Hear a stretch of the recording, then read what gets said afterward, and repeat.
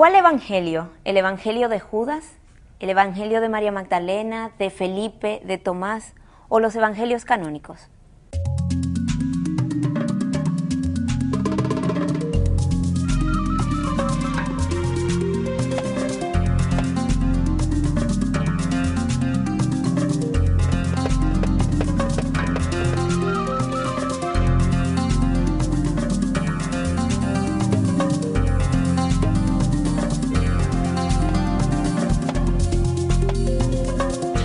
Miguel, bienvenido a este nuevo programa. Gracias, Patricia. Un programa que no solamente es de actualidad por lo que vamos a presentar, pero es curioso que siendo algo tan contemporáneo se refiera a algo tan histórico como es el tema de los evangelios canónicos versus los evangelios gnósticos. Sí, así es, un tema que es muy candente, está en el tapete precisamente por lo que toda esta novela El Código da Vinci ha despertado. Justamente nuestro programa anterior hablaba sobre el controversial libro y ahora película El Código da Vinci y concluíamos diciendo que dado que el mismo autor establece en el libro que es una novela y el mismo autor establece en la página web que es novela y por tanto que el género literario mismo lo define como ficción, no veíamos la necesidad de que esta obra causara el revuelo que realmente causó. Así es, yo creo que el autor ha sido muy hábil en tomar los hechos históricos, manipularlo y hacerlo parecer, ¿verdad?, como si fueran reales en lo que verdaderamente era una novela, y él admite eso, como tú bien has dicho, pero en un sentido yo creo que quizás el mayor peso ni siquiera caería sobre el autor de la novela, sino sobre una sociedad que, teniendo un libro que en su portada dice novela, cuyo autor admite en su página web que es una novela y que toda novela, como bien dijiste, es un trabajo de ficción, que esa sociedad reciba la obra y la abrace como historia. Y no podemos olvidar las palabras del profeta Isaías en 5:20, cuando dice: hay de aquellos que llaman al bien mal y al mal bien. Miguel, la revista US News and World Report acaba con una nota positiva, digamos, acerca de la cobertura que le dio en su portada del 29 de mayo del 2006. La conclusión a la que llegaba cuando hacen la revisión de lo que ha causado el Código da Vinci es que con esto a la Iglesia se le ha dado una oportunidad buena de corregir, de enseñar una información que debió quizás ser enseñada mucho antes de una manera muy diferente. Y dice así textualmente: en un sentido el resultado ha sido bueno porque personas que antes tenían una fe sin fundamento ahora han tenido la oportunidad de reexaminarla, de descubrir los fundamentos de la iglesia primitiva y con esto fortalecer sus convicciones. Absolutamente, yo creo que esa es la historia del cristianismo en los últimos 2000 años. Ya para el siglo II surgía un movimiento, el famoso movimiento gnóstico, y contra ese movimiento se levantaron voces. A Ireneo, quizás una de las primeras. Para el siglo IV se levanta Pelagio, que la iglesia eventualmente condenó como hereje, y contra Pelagio se levantó la gran mente brillante de Agustín. En los años de 1500 Dios levantó a Martín Lutero, que defendió la fe cristiana, y con cada una de estas defensas de la fe, el movimiento cristiano ha quedado fortalecido, de manera que, en un sentido, bienvenidas esas corrientes porque nos forzan a purificar lo que creemos, a afirmar lo que creemos y a enseñarlo a otros.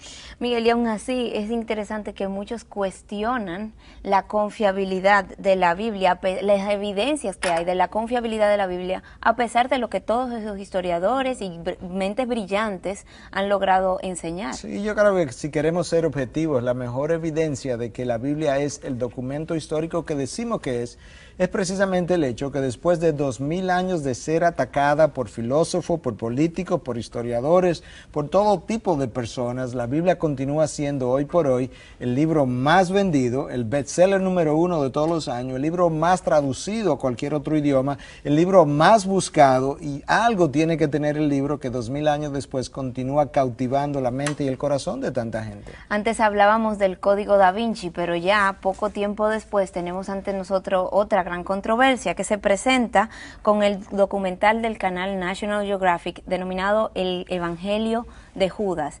Y antes de examinar lo que plantea este evangelio, tenemos la oportunidad de ir a nuestro segmento de Así Dice, en donde entrevistamos al sacerdote historiador, profesor de la Pontificia Universidad Católica Madre y Maestra, el padre Maza, donde le preguntamos a él como historiador justamente qué opina, qué le da confiabilidad a un texto antiguo. Veamos qué tenemos en Así Dicen.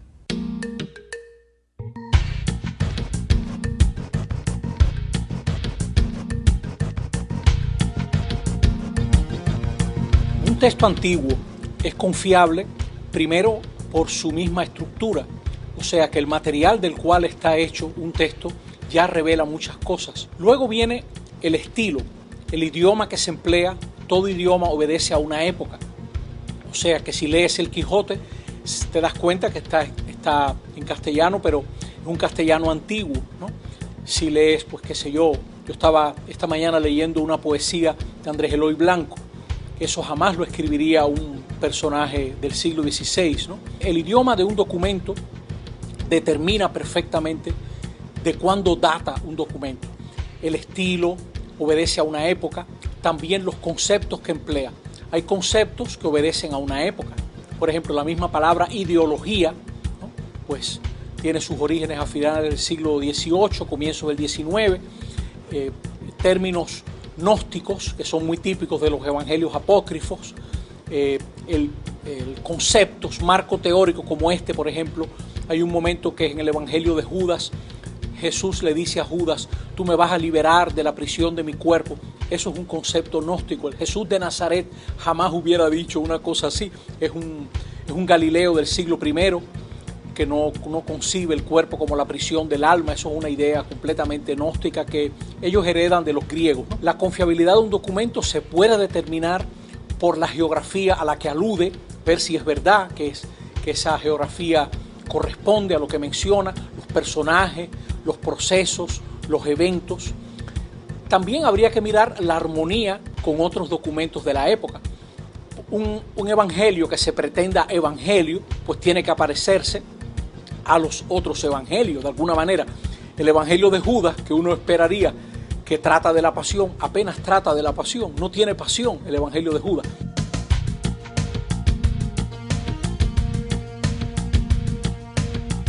Primero hay que tomar todo lo que se dice y discernirlo, sopesarlo. Para poderle darle prestigio a un documento, todo autor aspira a ser creído. Una forma de darse credibilidad es atribuir un documento a un apóstol, en este caso Judas, ¿no? El autor se puede determinar por el lenguaje que emplea un documento.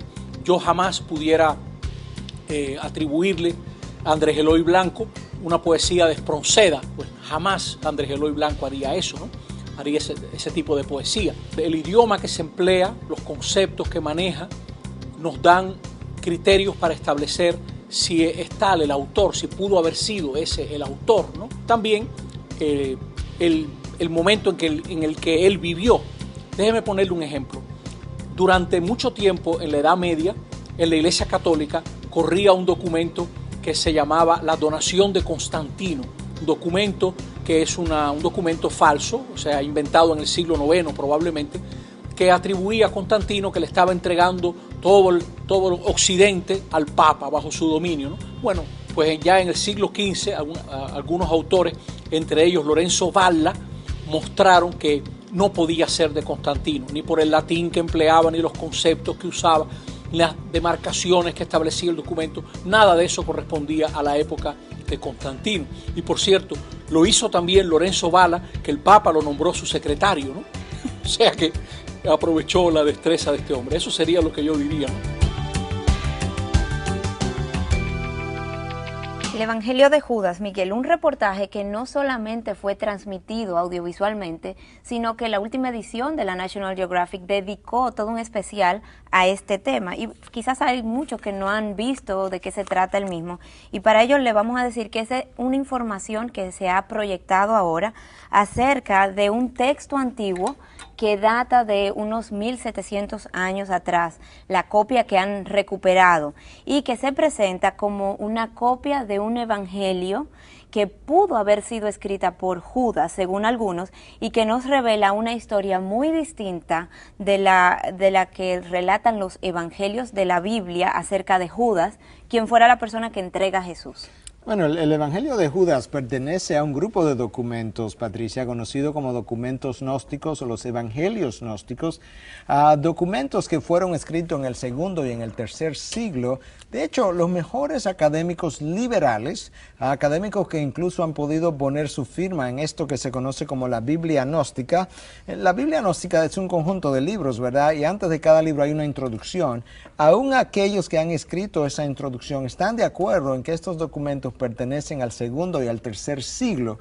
Eso es importante porque si fueron escritos entre el segundo y el tercer siglo, eso implica que ninguno de ellos fueron testigos oculares de los hechos y eso le quita valor. De los hechos de la vida de Jesús. Claro, y eso le quita valor frente a los evangelios canónicos que fueron escritos por testigos oculares y personas que fueron discípulos de testigos. Es interesante ver, Miguel, que aparte de lo que es el Evangelio de Judas, que tenemos ahora sobre el tapete, como bien señalabas, en esa Biblia gnóstica ya se encuentran lo que son el Evangelio de María Magdalena, Evangelio de Tomás, de Felipe, eso entre otros escritos, ¿no?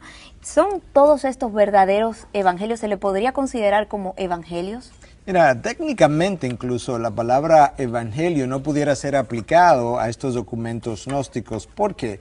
Porque la palabra evangelio significa buenas nuevas. Es un término importado de la sociedad secular.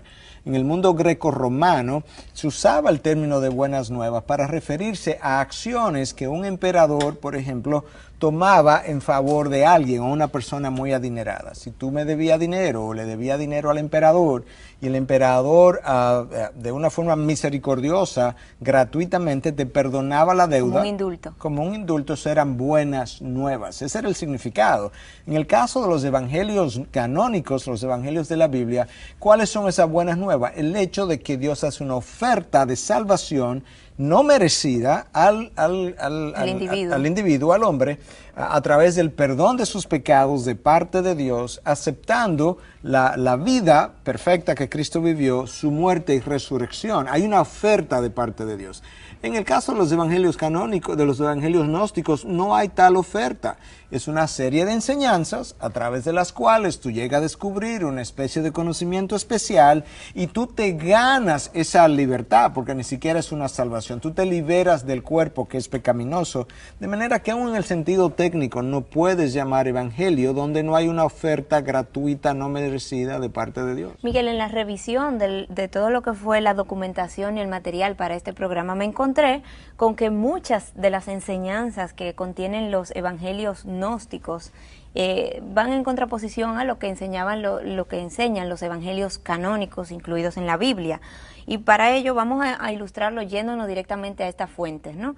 El Evangelio de Tomás, por ejemplo, tiene una enseñanza, la enseñanza 52, que comienza diciendo de esta forma: 24 profetas han hablado de Israel, y ellos todos han hablado de ti, le dicen a Jesús.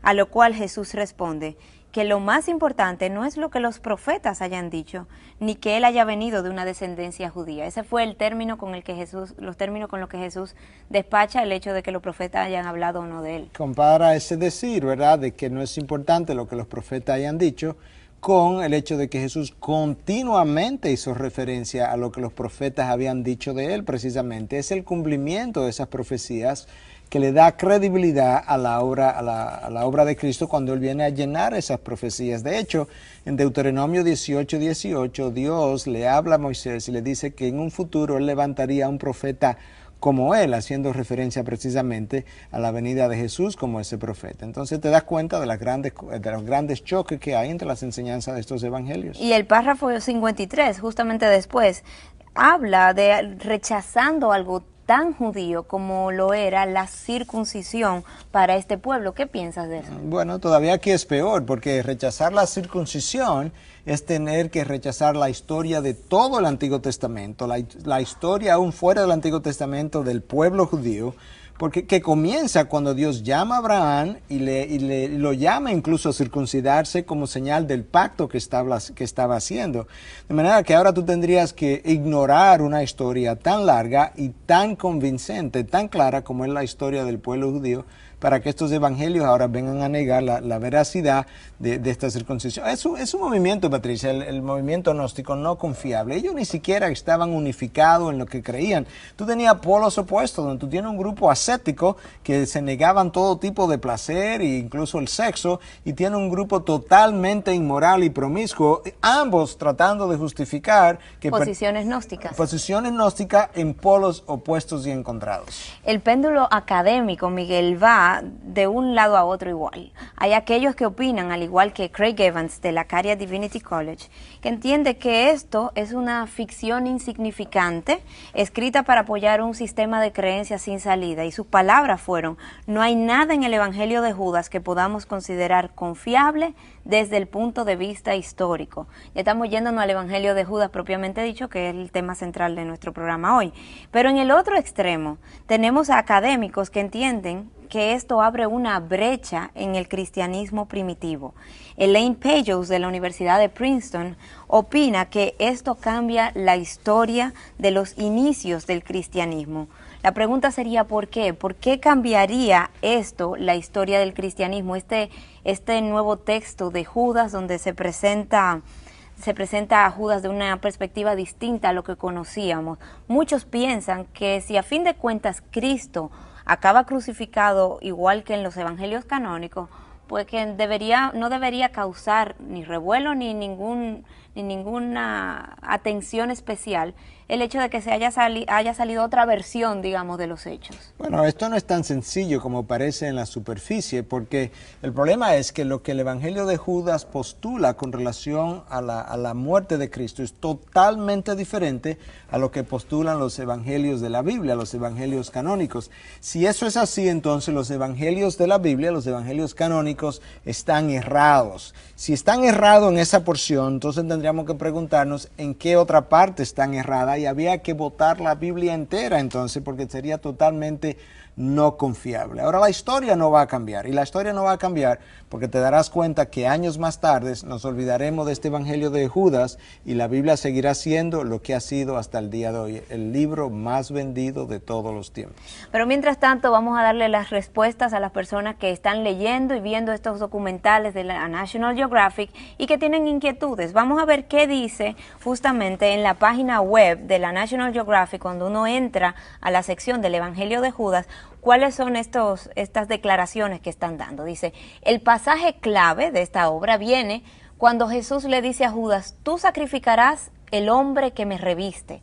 El lenguaje llano o el lenguaje cóptico, que era el lenguaje de Egipto en ese tiempo, Judas va a matar a Jesús y de esa forma le va a hacer un favor. Realmente ese no es para nada Jesús, dice Meyer, una del equipo de National Geographic. Finalmente, él se desprenderá de su carne material, física, liberando el Cristo real, el ser divino que estaba adentro. El hecho de que a Judas se le haya dado esta tarea es una señal de su estatus especial, declara National Geographic. El Evangelio termina abruptamente con una nota breve reportando que Judas recibió algún dinero y entregó a Jesús a quienes lo arrestaron. Bueno, la razón por la que ellos piensan esto, por lo que este Evangelio postula esto, es que ellos entendían, los gnósticos, que el cuerpo era algo pecaminoso, era malo, y el espíritu era lo divino, lo puro. Entonces que tú necesitabas liberarte del cuerpo pecaminoso para que tú pudieras quedar finalmente libre. Y entonces que Judas lo que está haciendo es un favor a Cristo, vendiéndolo para que se crucifique y muera, y que finalmente el Cristo real dentro del cuerpo pueda salir y pueda ser liberado. Algo totalmente descabellado a la luz de lo que la palabra revela con relación a la persona de Cristo. O sea que todas estas declaraciones respondían a un sistema de creencia muy distinto al cristianismo. Absolutamente, no es simplemente un evangelio, es todo un sistema de creencia. Vamos a seguir revisando qué postula en este documental la National Geographic. También dice, de hecho, no está claro si los autores de cualquiera de los evangelios, aún los 4 más conocidos, realmente fueron testigos de los eventos que describieron. El académico bíblico evangélico Craig Evans de la Caria Divinity College dice que los evangelios canónicos terminaron eclipsando los otros porque su versión de las enseñanzas y de la pasión de Cristo sonaban a verdad. Esos grupos cristianos generalmente eran pobres, dicen ellos. Ellos no podían costear más que las copias de unos cuantos libros. Así que los miembros dirían, quiero el evangelio del apóstol Juan y así. Él explica además, los evangelios canónicos son los que ellos mismos consideraron más auténticos, o quizás las alternativas simplemente fueron sacadas de la batalla del pensamiento cristiano. Los evangelios canónicos, Patricia, no simplemente huelen a la verdad, los evangelios canónicos son la verdad porque tienen el aval histórico de personas que vivieron en esa época y testigos oculares y discípulos de los testigos oculares. Historiadores cristianos y no cristianos atestiguan la veracidad de estos documentos. Marcos, Mateo, Lucas, probablemente escrito entre los años 60 al 70, aunque algunos lo posicionan un poquito más tarde. 60 y 70 después del nacimiento de Cristo, o sea que estamos hablando de unos 30 años después de su muerte. Juan, que es el más tardío, quizás en el año 90, 95, de nuevo escrito unos 60, 65 años después de su muerte.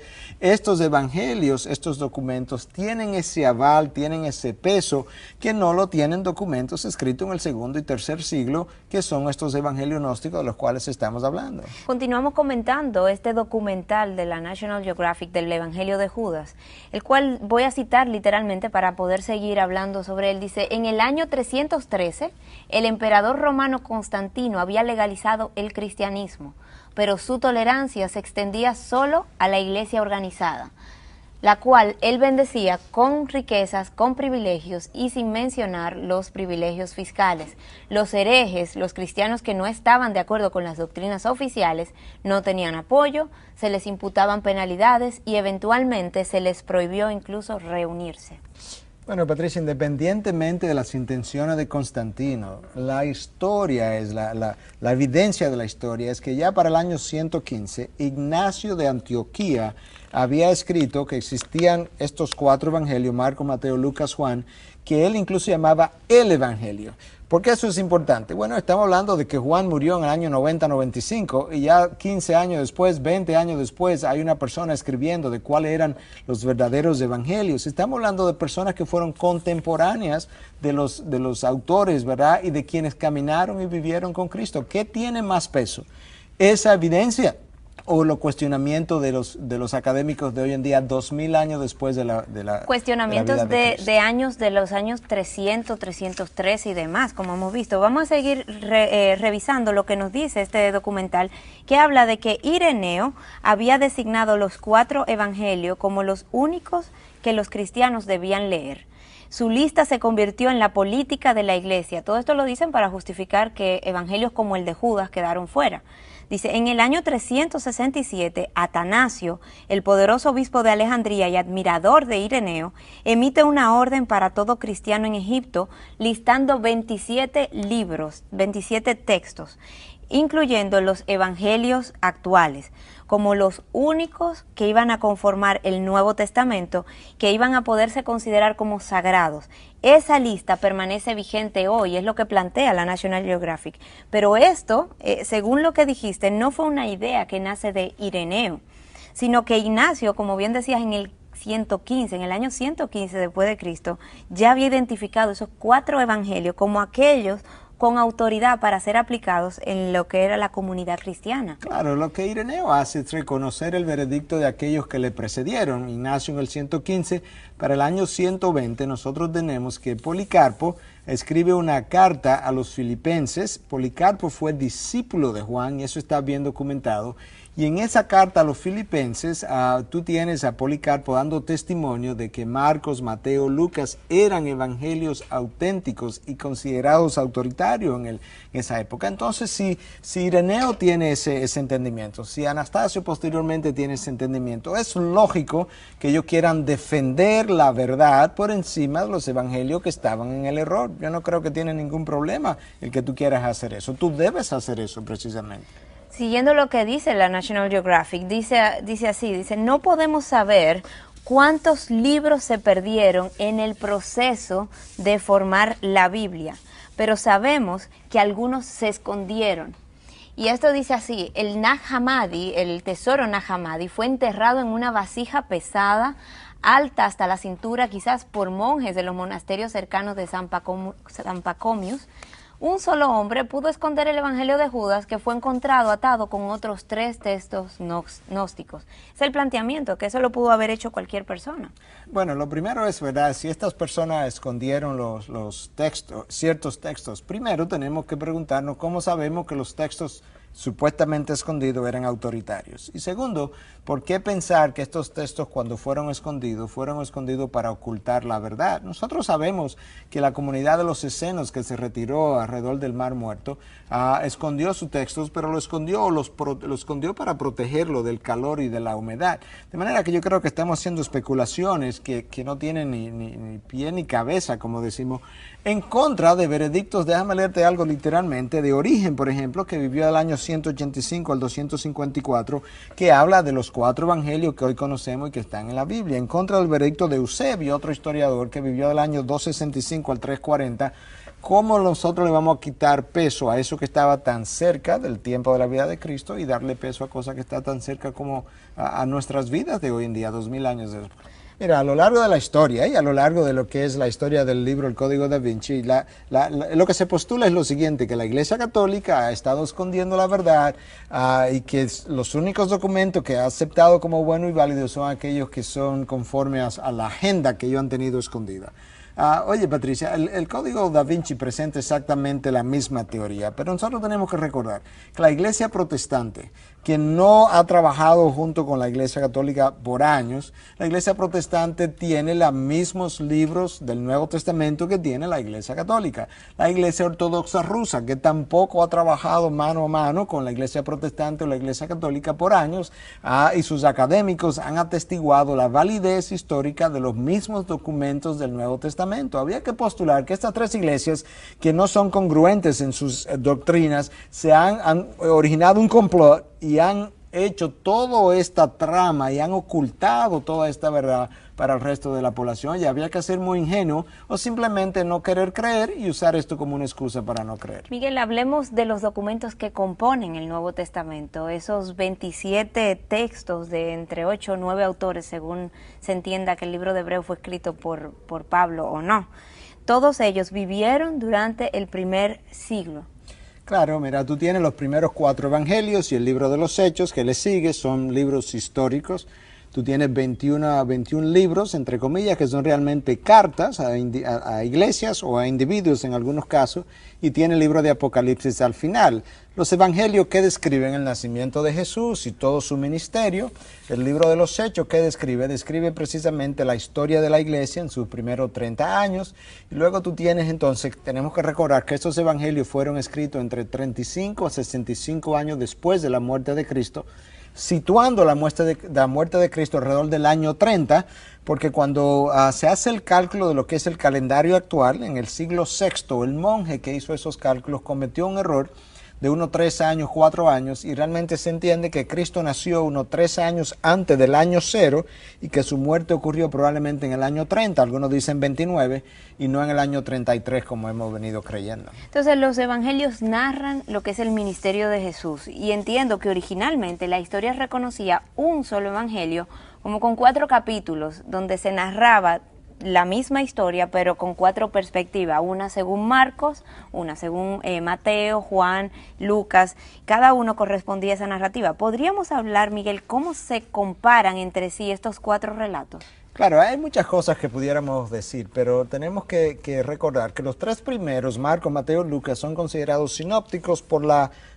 similitud que guardan en la forma en que relatan el ministerio de Jesús, y Juan es otro evangelio fuera, ¿verdad?, de lo que serían los evangelios sinópticos, y hay comparaciones que pudiéramos hacer, aunque esto no es suficiente, pero para dar una idea, nosotros tenemos que Marcos tiene 661 versos en total.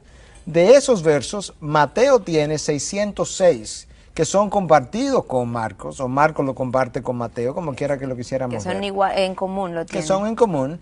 Lucas tiene unos 350 versos compartidos con Marcos. Sin embargo, también tenemos material que es exclusivo de cada evangelio. Por ejemplo, Marcos tiene unos 300 versos, perdón, eso debiera ser Mateo. Mateo tiene unos 300 versos exclusivos de Mateo, es un evangelio más largo que el de Marcos.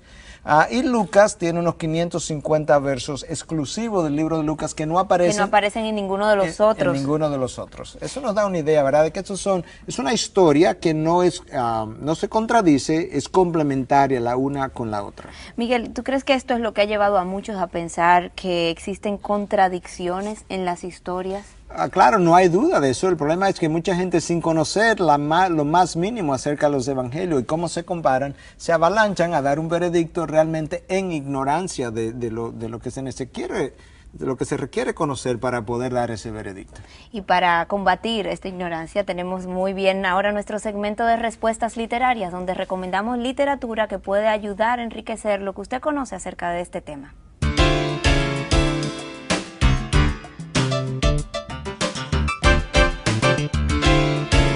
A ver, Miguel, ¿qué nos tienes para hoy, para recomendar a nuestro público? Bueno, la primera es una obra que son 2 volúmenes en uno, conocido como, en inglés, The New Evidence That Demands a Verdict, o la nueva evidencia que requiere o demanda un veredicto, de George McDowell. Es un libro sumamente copioso en evidencia, sumamente documentado, y puedes leer aquí acerca de cómo obtuvimos la Biblia, si el Nuevo Testamento es confiable, si el Antiguo Testamento es confiable, Jesús como personaje de la historia, una enorme cantidad de evidencia con cientos de referencias al final, algo sumamente voluminoso y que recomendaríamos a toda persona interesada. Y que está en español, disponible en volúmenes separados, es bueno hacer notar también. En volúmenes separados, pero también tengo entendido que ya salió al español la combinación de los 2 volúmenes en uno. Okay. Y la otra obra, Patricia, aunque parece mucho menos voluminosa, pero es una obra de mucho peso.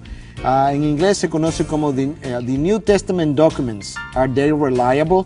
Los documentos del Nuevo Testamento son confiables, de F.F. Bruce. F.F. Bruce es un académico altamente reconocido en el mundo intelectual con mucho peso, y él ha escrito una obra que, aunque como te decía no parece tan extensa, pero nos habla precisamente de la época, de los años en que estos documentos se escribieron, del canon, la importancia de la evidencia, algo que cualquier persona interesada en conocer más intelectualmente e históricamente la confiabilidad de estos documentos pudiera investigar.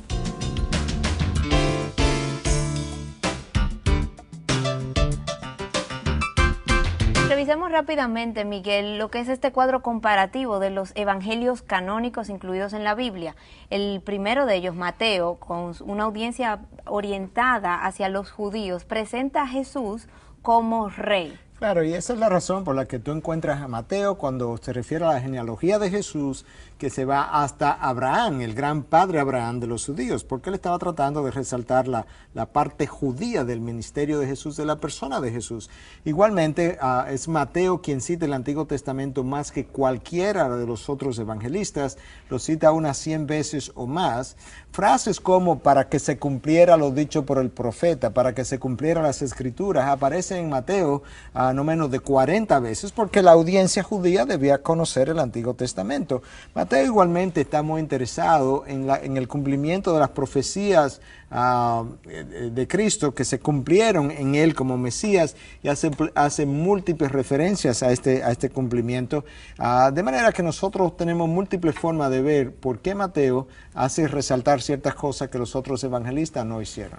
Marcos, por otro lado, tiene en mente una audiencia del pueblo romano y presenta a Jesús como un siervo, ¿no? Sí, eso fue importante para la clase gobernante, que entendieran que Cristo vino a servir. Entonces, como él tiene en mente a los romanos, a Marcos muchas veces lo que hace es que evita o traduce para los romanos términos que ellos no hubiesen conocido. El lenguaje de la época, de la calle común, era el arameo. Entonces, cuando Cristo dice... Entre los judíos. Cuando el Evangelio de Marcos dice que Jesús en la cruz dijo, Elí, Elí, lama sabachthani, ¿qué significaba eso? Dios mío, ¿por qué me has abandonado? Marcos lo traduce para una audiencia que no hubiese conocido. En el texto, él pone el texto en arameo y pone como un paréntesis. Lo cual quiere decir tal y tal cosa, porque ellos no iban a conocer eso. Usa a veces términos latinos con los cuales los romanos iban a estar familiarizados. Con todo eso evidenciando que era hacia ese pueblo. Audiencia. romano. Luego tenemos a Lucas. Lucas escribe para la audiencia de los gentiles, especialmente los griegos, haciendo énfasis para ellos, y presenta a Jesús como hombre. Bueno, Lucas como médico al fin probablemente iba a tener un interés especial en Jesús como hombre. Entonces, cuando habla de la genealogía de Jesús, no se queda en Abraham como Mateo, que tenía los judíos en mente, llega hasta Adán, el primer hombre. Como le está hablando a griegos, a gentiles, él evita términos judíos como Abba, que significaba padre, rabí o rabíes, evita esos términos con los cuales ellos no iban a estar familiarizados. Cuando Lucas cita el Antiguo Testamento, casi siempre cita de la Septuaginta. La Septuaginta es la traducción al griego del Antiguo Testamento que se escribió en hebreo. ¿Por qué? Porque ellos no iban a estar familiarizados con el hebreo. De esa misma forma, Lucas no hace muchas citas tampoco de lo que es el Antiguo Testamento. Cuando las hace, no las cita literalmente. ¿Por qué? Porque le está escribiendo a una audiencia que no conoce las escrituras. Le cita más o menos, hace una paráfrasis, la idea de lo que la cita es.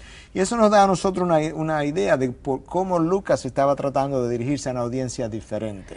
Y más diferente aún es el Evangelio de Juan, que tiene, dicen los estudiosos, una audiencia más universal y donde se presenta a Jesús como Dios. Claro, obviamente, si está presentando a Jesús como Dios, la audiencia tiene que ser universal. Todo el mundo debe conocer esto. Entonces, Juan es un evangelio muy diferente a los otros tres, no contradictorio, diferente en su enfoque. ¿Qué evidencias tenemos hoy, Miguel, de que Lucas, Marcos, Mateo, Juan fueron realmente los autores de los evangelios? Bueno, mira, cuando tú piensas en Mateo, la iglesia primitiva de forma universal reconoció a Mateo como el evangelio escrito por Mateo precisamente.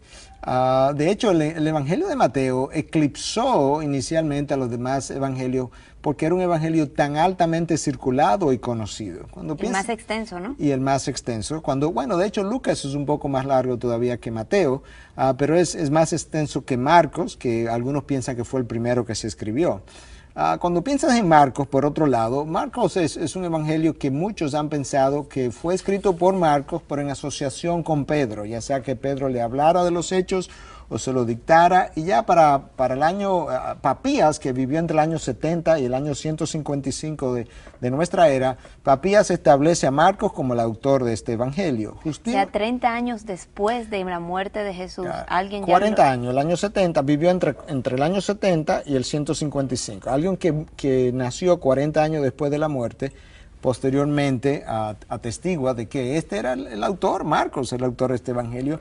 Justino Mártir, que vive entre el año 100 y el año 167, escribe y dice que el evangelio de Marcos son las memorias de Pedro. Más adelante, Eusebio, entre el año 264 y 340, atestigua precisamente lo mismo. Eso nos da a nosotros una idea de cómo fueron sucediendo las cosas. Para el año 180, Ireneo habla en sus cartas, en sus documentos, de que Lucas era el autor del Evangelio de Lucas. De hecho, Patricia, para el año 150, aún Marción, que fue alguien a quien la iglesia condenó de hereje, atestiguaba que el Evangelio de Lucas fue escrito por Lucas. Esa es la evidencia. Marción, que fue un gnóstico, uno de los, un líder dentro de los movimientos de los evangelios gnósticos. Y que luego sacó una parte de ese Evangelio de Lucas y dijo que esta es la parte que él consideraba fidedigna, pero él consideraba a Lucas su autor. Vámonos ahora a un segmento creo que muy esperado debido al tema de hoy, el segmento de preguntas donde usted nos hace llegar sus inquietudes.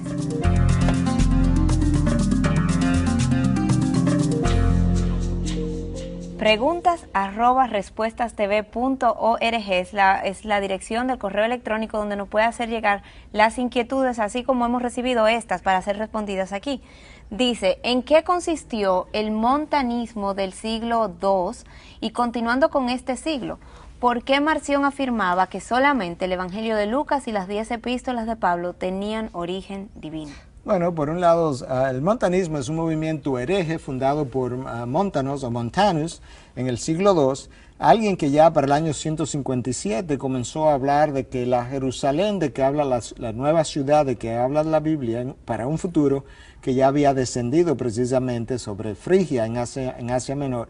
Para el año 170 está un movimiento totalmente hereje que está haciendo profecías y que está teniendo experiencias extáticas, experiencias como fuera del cuerpo, cosas sumamente extrañas, ya para el año 190 es condenado como movimiento hereje por la iglesia de entonces.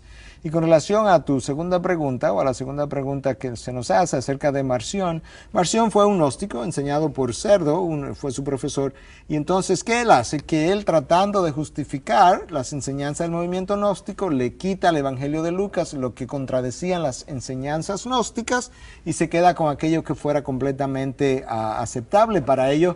Básicamente lo que hace es que le deja todo lo que es amor y gracia al Evangelio de Lucas, le quita todo lo que es ley, y entonces así ellos postulan que este Dios del Nuevo Testamento es un Dios de todo amor y de toda gracia, y coge básicamente las epístolas de Pablo que tenían que ver con la gracia de Dios y el amor de Dios y rechaza las otras. Dejando solamente aquello, aparte de esas epístolas que le concordaban con lo que eran sus creencias, porque entiendo que mutilaron también parte de las epístolas. La parte, no tanto quizás de las epístolas, pero sí del grueso, de 21 epístolas se quedaron con 10, eliminaron esas 11, y esas 10 fueron selectivamente escogidas porque tenía mucho de lo que era el amor y la gracia de Cristo, que era con lo que ellos querían quedarse y eliminar la parte de justicia de Dios. La otra pregunta que tenemos dice, si todo está escrito, ¿tuvo Judas oportunidad de cambiar la historia de la crucifixión de Jesús? ¿Fue maldad de su parte o sacrificio anticipado? No, Lucas es el hombre típico que... Judas es el hombre típico que ve una oportunidad que se había predicho por mucho tiempo de que vendría un Salvador, un Mesías. Él visualiza a este Salvador y Mesías como un hombre político, realmente ingresa al movimiento, se da cuenta en un momento dado que esto no es lo que él quiere. En vez de salirse de forma honesta, ¿qué él hace? Quizás hasta irado porque sus expectativas no fueron llenadas, vende al fundador del movimiento, se desliga, se divorcia precisamente de ese movimiento. La historia estaba escrita, claro, porque Dios es omnisciente y conoce todo cuanto va a ocurrir, pero eso no quiere decir que Dios de ninguna forma forzó a Judas a hacer algo para que se cumpliera lo que él ya había preorganizado que ocurriera. Sí, Dios es un Dios orquestador, él sabe cuánto ocurre y orquesta la historia, pero cada individuo actúa conforme a los designios de su corazón, como Judas es. Preguntas@respuestastv.org es donde nos puede enviar sus inquietudes para ser respondidas.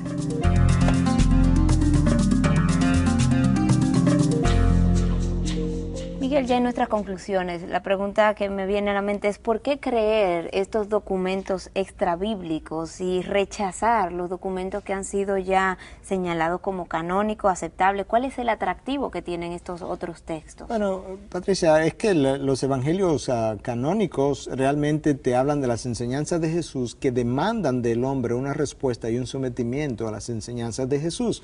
Por 2000 años hay gente que no ha querido someterse a esas enseñanzas y vivir conforme a ellas y anda en espera de que nuevos documentos aparezcan para contradecir los evangelios canónicos y toda la Biblia, de manera que ellos puedan justificarse en su independencia de lo que es el código de ética de la Biblia y de su independencia de lo que es o su necesidad de un Salvador. Ese es el atractivo, nuevos documentos que te ofrecen a ti la oportunidad de vivir como tú quieras vivir. Y no todo el mundo ha sido entrenado en el estudio de estos documentos. Esa es la razón por la que tú tienes que la gente ha abrazado una novela como el Código Da Vinci como si fuera historia, cuando el mismo autor dice que no es historia. Sí, pero el caso es distinto cuando se presenta como un documental preparado por profesionales académicos que están planteando la autenticidad de un documento antiguo, como es el caso del Evangelio de Judas. Sí, pero eso, de nuevo, esos académicos tienen que probar realmente cuál de los documentos tiene mayor peso. Si ellos están de acuerdo, los académicos liberales, que esos documentos gnósticos vienen del segundo y el tercer siglo, entonces eso no puede tener el peso de documentos que vienen del primer siglo. Yo creo que eso es algo que no podemos olvidar. O sea que esto no implica que estos documentos que ellos están examinando, no queremos decir que no tienen la edad que ellos están diciendo que tienen en modo alguno. No, no pueden tener la edad, eso no es... O sea, son genuinamente de ese tiempo. Claro, pero tenemos que compararlo con el peso, ¿verdad?, histórico de los documentos del Nuevo Testamento. Tenemos 5,000 copias, por ejemplo, del Nuevo Testamento en griego. Tenemos otras ediciones en idiomas de esa época que suman unas 15,000 copias en total. Entonces estamos hablando de algo que tiene mucho peso, mucha documentación. Y tenemos las cartas de los padres de la iglesia. Yo quiero leerte rápidamente algunas cosas porque es importante importante reconocer, Patricia, que el Nuevo Testamento pudiera ser reconstruido en un 95% a partir de las cartas que los fundadores de la iglesia se enviaron en los primeros 100 o 200 o 300 años de la iglesia. Citando esos documentos. Citando esos documentos. Déjame darte 3 de ellos simplemente. Clemente de Alejandría, que vive del año 150 al 212, tiene en sus cartas no menos de 2.400 citas que provienen del Nuevo Testamento. Tertuliano, del año 160 al 220, cita el Nuevo Testamento más de 7.000 veces, y 3.800 de esas citas venían directamente de los evangelios. Y finalmente, Orígenes, que vive del año 185 al 253, tiene no menos de 18.000 citas del Nuevo Testamento. Tú puedes reconstruir el Nuevo Testamento casi en su totalidad a partir de estas cartas. No hay citas de evangelios gnósticos ahí. No hay cita de evangelios gnósticos, una buena observación. Miguel, ¿con qué nos despides en el día de hoy? Bueno, yo creo que es importante recordar, Patricia, que esto no es nuevo, que hay una lucha que va a continuar, la verdad versus el error, que lamentablemente muchos de estos académicos que han dado este veredicto o han endosado el Evangelio de Judas han entrado, han comenzado su investigación presumiendo que la Biblia no es correcta, que no es un documento confiable, y eso no es una buena forma de hacer investigación científica. Necesitamos analizar la verdad objetivamente y los documentos objetivamente. Pero yo quiero terminar citándote, Patricia, un versículo de la palabra de Dios que yo creo que tiene una gran advertencia en contra de todos estos documentos presentados, y que es algo que nos dice que esto no es nuevo y que seguirán ocurriendo. El apóstol Pablo, escribiéndole a los Gálatas que se habían desviado ya en un momento dado, durante la vida de Pablo, dice: me maravillo, capítulo 1, versículos 6 al 9, me maravillo de que tan pronto hayáis abandonado al que os llamó por la gracia de Cristo para seguir un evangelio diferente, que en realidad no es otro evangelio, solo que hay algunos que os perturban y quieren pervertir el evangelio de Cristo.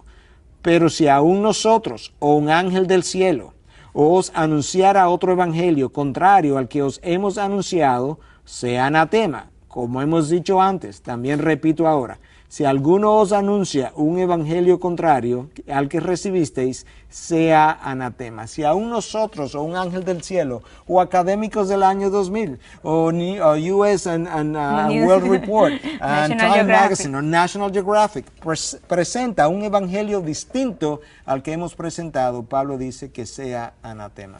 Muchísimas gracias por haber compartido esto con nosotros. Y a ustedes, amigos, recuerden nuestra dirección de correo electrónico preguntas@respuestastv.org y visiten nuestra página www.respuestastv.org. Muchas gracias por haber estado con nosotros. Hasta pronto.